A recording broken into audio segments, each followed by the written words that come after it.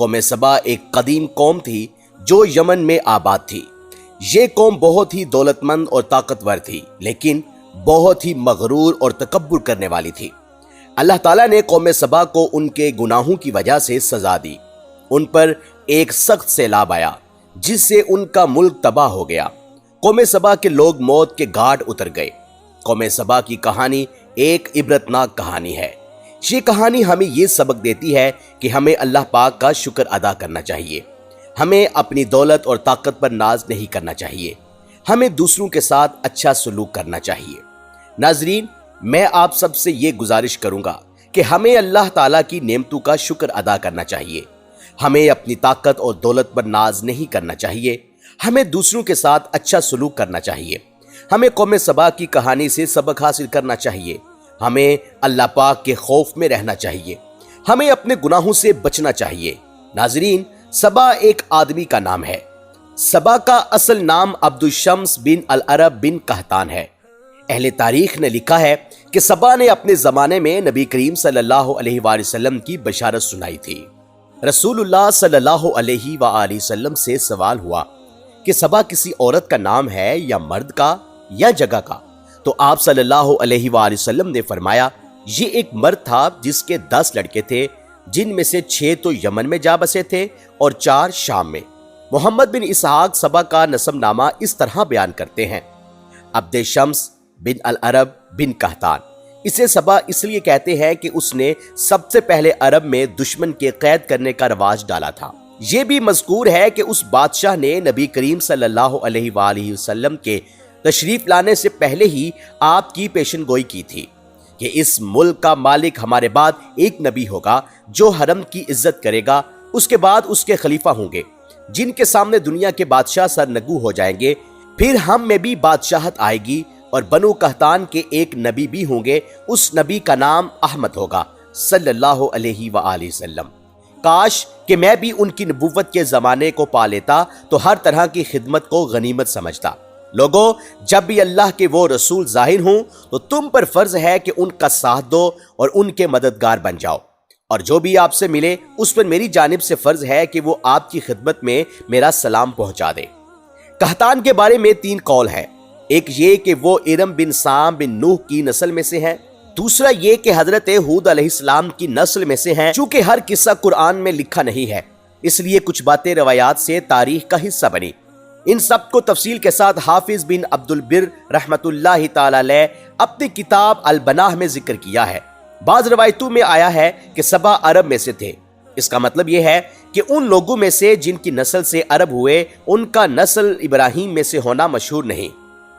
صحیح بخاری میں قبیلہ اسلم جب تیروں سے نشانہ بازی کر رہے تھے اور نبی کریم صلی اللہ علیہ وآلہ وسلم ان کے پاس سے نکلے تو آپ نے فرمایا، اے اولاد اسماعیل، تیر اندازی کیے جاؤ، تمہارے والد بھی پورے تیر انداز تھے۔ اس سے تو معلوم ہوتا ہے کہ سبا کا سلسلہ نسب خلیل الرحمن علیہ السلام تک پہنچتا ہے۔ اسلم انصار کا ایک قبیلہ تھا اور انصار سارے کے سارے غسان میں سے ہیں اور یہ سب یمنی تھے۔ سبا کی اولاد ہے۔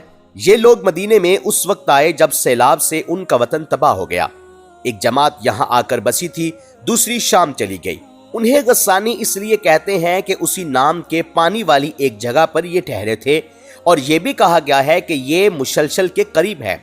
سیدنا حسان بن ثابت رضی اللہ تعالی عنہ کے شعر سے یہ بھی ثابت ہوتا ہے کہ ایک پانی والی جگہ یا اس کنویں کا نام غسان تھا، جو نبی کریم صلی اللہ علیہ وآلہ وسلم نے فرمایا کہ اس کی 10 اولادیں تھیں۔ اس سے مراد سلبی اولادیں نہیں، کیونکہ بعض 2 3 نسلوں بعد کے بھی ہیں، جیسے کہ کتب انساب میں موجود ہے، جو شام اور یمن میں جا کر آباد ہوئے۔ یہ بھی سیلاب کے آنے کے بعد کا ذکر ہے۔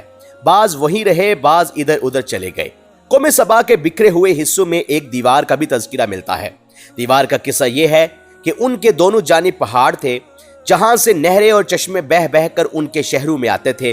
اس طرح نالے اور دریا بھی ادھر ادھر سے آتے تھے۔ ان کے قدیمی بادشاہوں میں سے کسی نے ان دونوں پہاڑوں کے درمیان ایک مضبوط پشتہ بنوا دیا تھا، جس دیوار کی وجہ سے پانی ادھر ادھر ہو گیا تھا اور بصورت دریا جاری رہا، جس کے دونوں جانب باغات اور کھیتیاں لگا دی گئی تھی۔ پانی کی کثرت اور زمین کی عمدگی کی وجہ سے یہ خطہ بہت ہی زرخیز اور ہرا بھرا رہا کرتا تھا۔ بخاری اور مسلم میں اسی طرح آیا ہے، حمیر کے خاندان میں ملک یمن کی سلطنت رہی۔ شداد بن المطاطا بن سبا بھی اس ملک کا بادشاہ ہوا جو بڑا جبار تھا۔ اس کے بعد اس کا بھائی لقمان بن عاد ہوا۔ بعض نے اسی کو وہ لقمان کہا جس کا سورہ لقمان میں ذکر ہے۔ اس کے بعد اس کا دوسرا بھائی ذو صدد تخت نشین ہوا۔ اس کے بعد اس کا بیٹا حارث الرائش بادشاہ ہوا، یہی طبع اول ہے۔ اس کے بعد اس کا بیٹا صاب ہوا، یہی ذوالقرنین ہے۔ اس کے بعد اس کا بیٹا ذوالمنار ابرا ہوا۔ اس کے بعد اس کا بیٹا افریقن بادشاہ ہوا۔ اس کے بعد اس کا بھائی ذوالعغار ہوا۔ اس کے بعد اس کا بھائی شرحبیل۔ اس کے بعد اس کا بیٹا الہدہداد ہوا۔ اس کے بعد اس کی بیٹی بلقیس بادشاہ ہوئی جو حضرت سلیمان علیہ السلام کے پاس آئی تھی۔ یہ ملکہ پہلے مشرک تھی، پھر حضرت سلیمان علیہ السلام کے ہاتھوں ایمان لے آئی تھی۔ اس کے بعد اس کی قوم نے عروج و زوال دیکھا۔ ناظرین، سبا کی اولاد میں سے جو یہ سلاطین گزرے ہیں ان میں سے کچھ خدا پرست اور کچھ نیک بھی تھے، جیسے کہ طبع اور ذوالقرنین۔ ان میں سے بعض بت پرست تھے اور بعض کی سلطنت عرب سے تجاوز کر کے مصر، شام اور ہندو تک پھیلی ہوئی تھی۔ اور فرمایا کہ یمن میں پیدا ہونے والے یہ قبائل کس طرح عرب دنیا کے بعد مصر، شام، ایران، ہند تک کی بادشاہت قائم کرنے میں کامیاب ہوئے۔ تفسیر حقانی میں آتا ہے کہ ان شاہان طبع کی یادگار عمارتیں غمدان میں ابھی تک باقی ہیں۔ طبع اصل میں قوم سبا ہی کا نام ہے۔ قرآن پاک میں 2 مرتبہ اس قوم کا ذکر آیا ہے۔ اللہ تعالیٰ نے ہلاک ہونے والی قوموں کے ساتھ اس کا ذکر کیا، جیسے قوم عاد، قوم سمود، قوم فرعون اور قوم تبع وغیرہ۔ قرآن پاک میں ہے، اب وہ بہتر ہیں یا تبع کی قوم، اور جو ان سے پہلے تھے ہم نے انہیں ہلاک کر دیا، بے شک وہ مجرم لوگ تھے۔ اس آیت میں قوم تبع اور اس سے پہلے مجرموں کو اللہ تعالیٰ نے ہلاک کرنے کا ذکر کیا۔ اگر تم سچے ہو تو اٹھا لاؤ ہمارے باپ دادا کو، تاکہ قوم تبع کا انجام انہیں بتایا جائے، اور یہ بھی بتایا جائے کہ تم ان سے کچھ اچھے لوگ نہیں ہو کہ اس برے انجام سے بچ کر نکل جاؤ۔ یہاں مشرکین کا انکار قیامت اور اس کی دلیل بیان فرما کر اللہ تعالیٰ اس کی تردید کرتا ہے۔ ان کا خیال تھا کہ قیامت آنی نہیں، مرنے کے بعد جینا نہیں، حشر اور نشر سب غلط ہے۔ دلیل یہ پیش کرتے تھے کہ ہمارے باپ دادا مر گئے، وہ کیوں دوبارہ جی کر نہیں آئے؟ خیال کیجئے یہ کس قدر بودی اور بیہودہ دلیل ہے۔ دوبارہ اٹھ کھڑا ہونا مرنے کے بعد جینا قیامت کو ہوگا، نہ کہ دنیا میں پھر لوٹ کر آئیں گے۔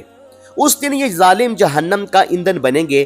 اس وقت یہ امت اگلی امتوں پر گواہی دے گی اور ان پر ان کے نبی کریم صلی اللہ علیہ وآلہ وسلم گواہی دیں گے۔ پھر اللہ تعالیٰ انہیں ڈرا رہا ہے کہ کہیں ایسا نہ ہو کہ ہمارے جو عذاب اسی جرم پر اگلی قوموں پر آئے وہ تم پر بھی آ جائیں اور ان کی طرح بے نام و نشان ہو کر رہ جاؤ۔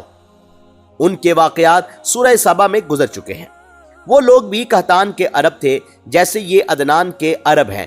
حمیر جو سبا کے تھے وہ اپنے بادشاہ کو تبع کہتے تھے، جیسے فارس کے بادشاہ کو کسرا اور روم کے ہر بادشاہ کو قیصر اور مصر کے ہر بادشاہ کو فرعون اور حبشہ کے ہر بادشاہ کو نجاشی کہا جاتا ہے۔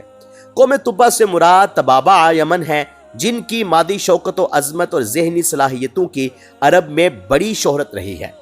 عرب شعراء ان کی عظمت کا چرچا بھی کرتے ہیں۔ اس آیت میں جس تبع کا ذکر ہے یہ تبع حمیری تھے۔ یہ خود مومن اور یمن کے بادشاہ تھے، لیکن ان کی قوم کافر تھی جو کہ انتہائی طاقتور اور قوت اور شان و شوکت کی مالک تھی۔ ان کی تعداد بھی بہت کثیر تھی۔ قوم تبع یمن میں رہتی تھی۔ یہ لوگ نہایت طاقتور اور ہر طرح کے مادی ساز و سامان سے آراستہ تھے۔ تبع یمن کے بادشاہوں کا لقب ہے، جس طرح ملک فارس کا، اسی طرح چونکہ اہل دنیا ان کا اتباع کرتے ہیں اس لیے ان کا لقب تبع ہوا۔ وہب بن منبع نے کہا تبع خود مسلمان تھا اور اس کی قوم کافر تھی، اس لیے اس آیت میں اس کی قوم کا ذکر کیا ہے۔ قتادہ رحمت اللہ تعالی علیہ فرماتے ہیں کہ اس کا نام تبع اس وجہ سے رکھا گیا کہ اس کے متابعین بہت زیادہ تھے اور ان میں سے ہر بادشاہ کا نام تبع رکھا جاتا تھا، اس لیے کہ وہ پہلے کا تابع ہوتا تھا۔ یہ بادشاہ آگ کی پوجا کرتا تھا۔ بادشاہ خود اسلام لے آیا اور اپنی قوم حمیر کو اسلام کی طرف بلایا، لیکن انہوں نے اس کو جھٹلا دیا۔ حافظ ابن کثیر نے 2 تبع کا ذکر کیا۔ اول تبع وہ تھا جو پہلے کافر تھا پھر مسلمان ہو گیا اور علماء یہود کے ہاتھ پر اس نے حضرت موسیٰ علیہ السلام کے دین کو قبول کر لیا۔ اور جس تبع کا قرآن پاک میں ذکر کیا گیا ہے وہ اس سے مختلف ہے۔ اس کی قوم اس کے ہاتھ میں مسلمان ہو گئی تھی، پھر جب وہ فوت ہو گیا تو پھر اس کی قوم آگ اور بتوں کی پرستش کرنے لگی۔ اللہ تعالیٰ نے اس قوم کی مذمت فرمائی۔ اس کا نام اسد ابو کلیب یمانی تھا۔ اس نے اپنی قوم پر 356 سال حکومت کی تھی۔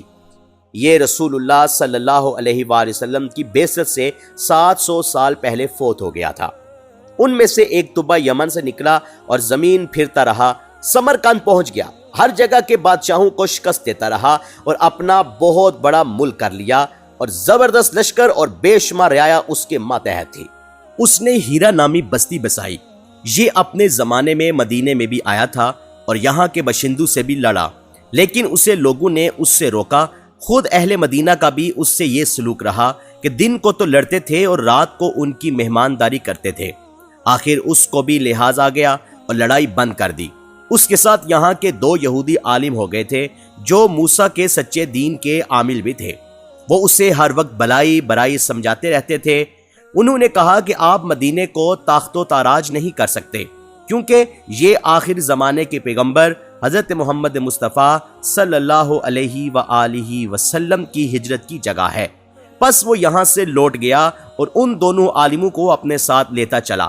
جب یہ مکے پہنچا تو اس نے بیت اللہ کو گرانا چاہا، لیکن ان دونوں عالموں نے اسے روکا اور اس پاک گھر کی عظمت و حرمت بیان کی اور کہا کہ اس کے بانی خلیل اللہ یعنی حضرت ابراہیم علیہ السلام ہے، اور اس نبی آخر الزمان صلی اللہ علیہ وسلم کے ہاتھوں پھر اس کی اصلی عظمت آشکار ہو جائے گی۔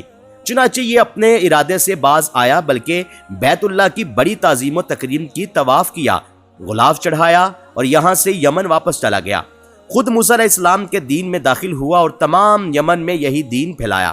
اس وقت تک مسیح علیہ السلام کا ظہور نہیں ہوا تھا اور اس زمانے والوں کے لیے یہی سچا دین تھا۔ اس طرح کے واقعات بہت تفصیل سے سیرہ ابن اسحاق رحمۃ اللہ تعالی علیہ میں موجود ہے۔ حافظ ابن عساکر بھی اپنی کتاب میں بہت تفصیل کے ساتھ لائے ہیں۔ اس میں ہے کہ اس کا پائے تخت دمشق میں تھا، اس کے لشکروں کی صفیں دمشق سے لے کر یمن تک پہنچتی تھی۔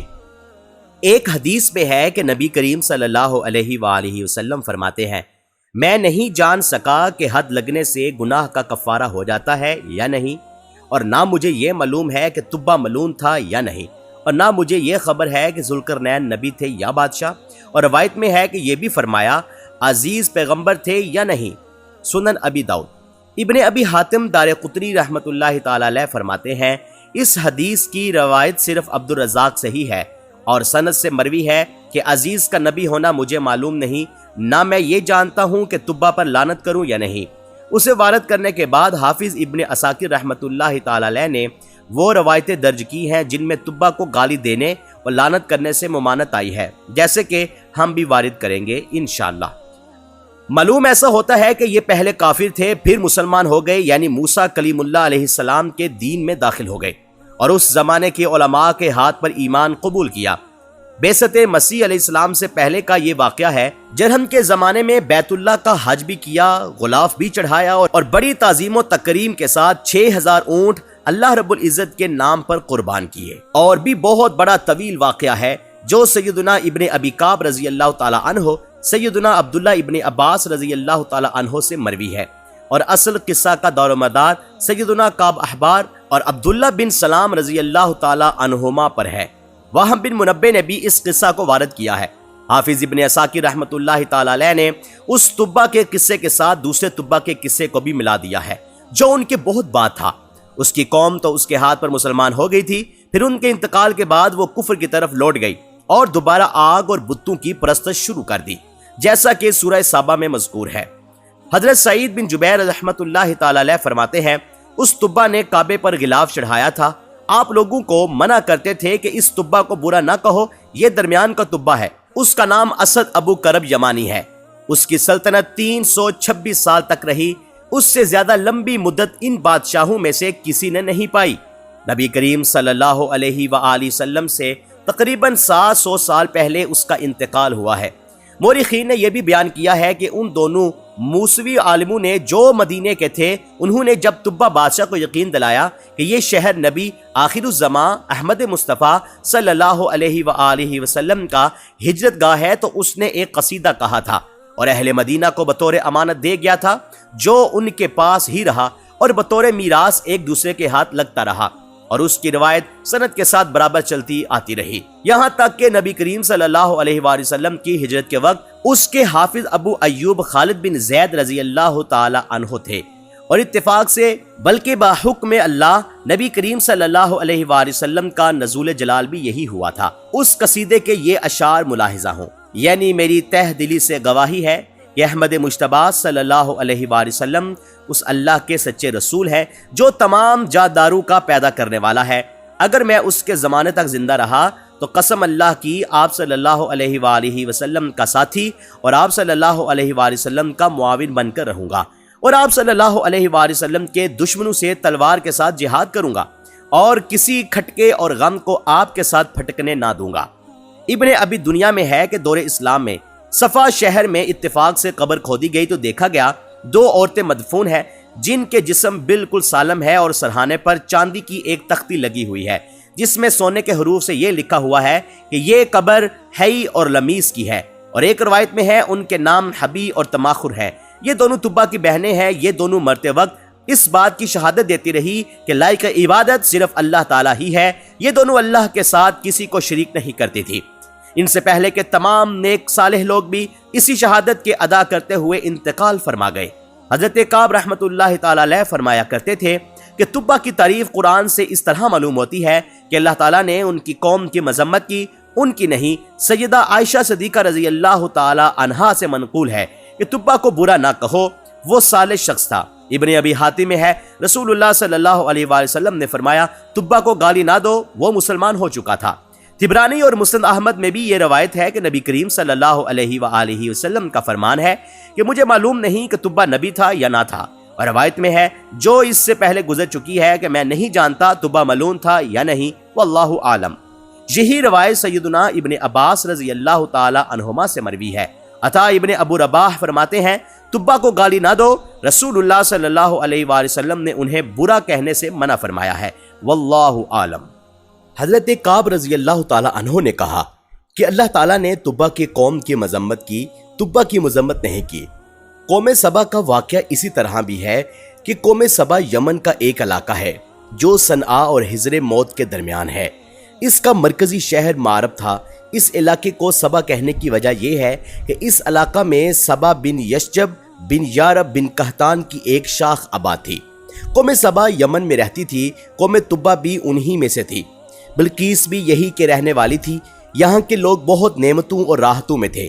اللہ کے رسول ان کے پاس آئے اور ان کو شکر کرنے کی تلقین کی، اور ان کو یہ دعوت دی کہ یہ اللہ تعالیٰ کو واحد لا شریک مانے اور اللہ تعالیٰ کی عبادت کے طریقے بتائے۔ جب تک اللہ تعالیٰ نے چاہا یہ اسی طرح رہتے رہے۔ پھر انہوں نے اللہ تعالیٰ کے احکام سے روح گردانی کی تو ان پر بہت تند و تیز سیلاب آیا، جس سے تمام باغات، کھیت اور ملک برباد ہو گیا۔ ایک اور جگہ کچھ یوں ذکر ہے کہ سبا عرب کا ایک قبیلہ ہے جو اپنے مورث اعلیٰ سبا بن یشجب بن یارب بن قحطان کے نام سے مشہور ہے۔ اس قوم کی بستی یمن میں شہر صنعا سے 6 میل کی دوری پر واقع تھی۔ اس آبادی کی آب و ہوا اور زمین اتنی صاف اور اس قدر لطیف و پاکیزہ تھی کہ اس میں مچھر نہ مکھی، نہ پسو، نہ کھٹمل، نہ سانپ، نہ بچھو۔ موسم نہایت معتدل، نہ گرمی نہ سردی۔ یہاں کے باغات میں کثیر پھل آتے تھے کہ جب کوئی شخص سر پر ٹوکرا لیے گزرتا تو بغیر ہاتھ لگائے قسم قسم کے پھلوں سے اس کا ٹوکرا بھر جاتا تھا۔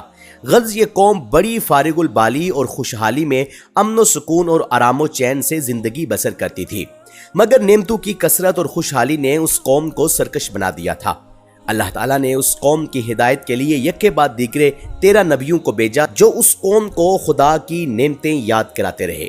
انطاکیہ ملک شام کا ایک بہترین شہر تھا جن کی فصیلیں سنگین دیواروں سے بنی ہوئی تھی، اور پورا شہر 5 پہاڑوں سے گرا ہوا تھا، اور شہر کی آبادی کا رقبہ 12 میل تک پھیلا ہوا تھا۔ حضرت عیسیٰ علیہ السلام نے اپنے حواریوں میں سے 2 مبلغوں کو تبلیغ دین کے لیے اس شہر میں بھیجا۔ ایک کا نام صادق اور دوسرے کا نام مصدوق تھا۔ جب یہ دونوں شہر میں پہنچے تو یاد دلا دلا کر عذاب الہی سے ڈراتے رہے، مگر ان سرکشوں نے خدا کے مقدس نبیوں کو جھٹلا دیا اور اس قوم کا سردار جس کا نام حماد تھا وہ اتنا متکبر اور سرکش آدمی تھا کہ جب اس کا لڑکا مر گیا تو اس نے آسمان کی طرف تھوکا اور اپنے کفر کا اعلان کر دیا اور اعلانیہ لوگوں کو کفر کی دعوت دینے لگا، اور جو کفر کرنے سے انکار کرتا اس کو قتل کر دیتا تھا، اور خدا کے نبیوں سے نہایت ہی بے ادبی اور گستاخی کے ساتھ کہتا تھا کہ آپ لوگ اللہ رب العزت سے کہہ دیجئے کہ وہ اپنی نعمتوں کو ہم سے چھین لے۔ جب حماد اور اس کی قوم کا طغیان و عصیان بہت زیادہ بڑھ گیا تو اللہ تعالیٰ نے اس قوم پر سیلاب کا عذاب بھیجا، جس سے ان لوگوں کے باغات اور اموال و مکانات سب غرق ہو کر فنا ہو گئے اور پوری بستی ریت کے تودوں میں دفن ہو گئی، اور اس طرح یہ قوم تباہ و برباد ہو گئی کہ ان کی بربادی ملک عرب میں ضرب المثال بن گئی۔ عمدہ اور لذیذ پھلوں کے باغات کی جگہ جھاؤ اور جنگی بیروں کے خاردار اور خوفناک جنگل اگ گئے، اور یہ قوم عمدہ اور لذیذ پھلوں کے لیے ترس گئی۔ اللہ تعالیٰ نے اس قوم کو سیلاب کے ذریعے عذاب دیا۔ اب یہ سیلاب کس طرح آیا؟ قوم سبا کی بستی کے کنارے پہاڑوں کے دامن میں بند باندھ کر ملکہ بلقیس نے 3 بڑے بڑے تالاب نیچے اوپر بنا دیے تھے۔ ایک چوہے نے خدا رب العزت کے حکم سے بند کی دیوار میں سوراخ کر دیا، اور وہ بڑھتے بڑھتے بہت بڑا شگاف بن گیا، یہاں تک کہ بند کی دیوار ٹوٹ گئی اور ناگہاں زوردار سیلاب آ گیا۔ بستی والے اس سوراخ اور شگاف سے غافل تھے اور اپنے گھروں میں چین کی بانسری بجا رہے تھے کہ اچانک سیلاب کے دھاروں نے ان کی بستی کو غارت کر ڈالا اور ہر طرف بربادی اور ویرانی کا دور دورہ ہو گیا۔ قوم سبا کی یہ ہلاکت و بربادی ان کی سرکشی اور خدا تعالیٰ کی نعمتوں کی ناشکری کے سبب سے ہوئی۔ ان کی بدعمالیاں اور اللہ رب العزت کے نبیوں کے ساتھ بے ادبیاں اور گستاخیاں جب بہت بڑھ گئیں تو اللہ رب العزت قہار و جبار کا قہر و غضب عذاب بن کر سیلاب کی صورت میں آ گیا اور ان کو تباہ و برباد کر گیا۔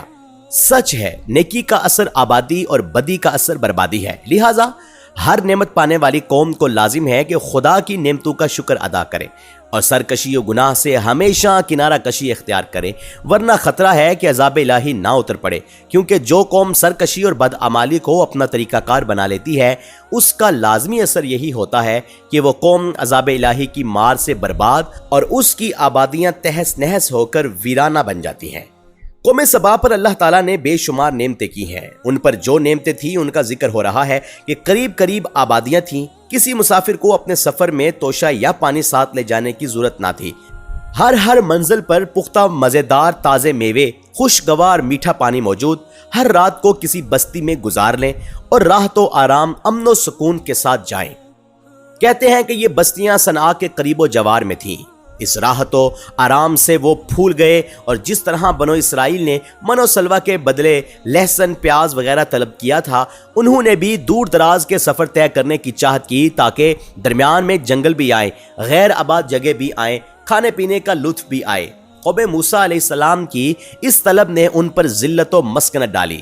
اسی طرح انہیں بھی فراخی روزی کے بعد ہلاکت ملی، بھوک اور خوف میں پڑے، اطمینان اور امانت غارت ہوا۔ انہوں نے کفر کر کے خود اپنا بگاڑا۔ اب ان کی کہانیاں رہ گئی، لوگوں میں ان کے افسانے رہ گئے، تتر بتر ہو گئے، یہاں تک کہ جو قوم 3-13 ہو جائے تو عرب میں انہیں سبائیوں کی مثل سناتے ہیں۔ اکرمہ رحمت اللہ تعالیٰ علیہ ان کا قصہ بیان فرماتے ہوئے کہتے ہیں کہ ان میں ایک کاہنہ اور ایک کاہن تھا جن کے پاس جنات ادھر ادھر کی خبریں لایا کرتے تھے۔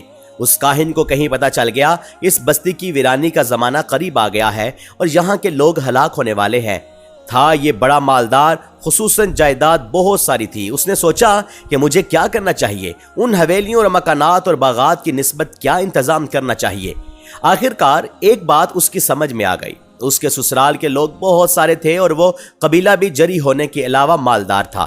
اس نے اپنے لڑکے کو بلایا اور اس سے کہا، سنو، کل لوگ میرے پاس جمع ہو جائیں گے، میں تجھے کسی کام کو کہوں گا تو انکار کر دینا، میں تجھے برا بلا کہوں گا تو بھی مجھے میری گالیوں کا جواب دینا، میں اٹھ کر تجھے تھپڑ ماروں گا تو بھی اس کے جواب میں مجھے تھپڑ مارنا۔ اس نے کہا، ابا جی مجھ سے یہ کیسے ہو سکے گا؟ کاہن نے کہا، تم نہیں سمجھتے، ایک ایسا ہی اہم معاملہ درپیش ہے اور تمہیں میرا حکم مان لینا چاہیے۔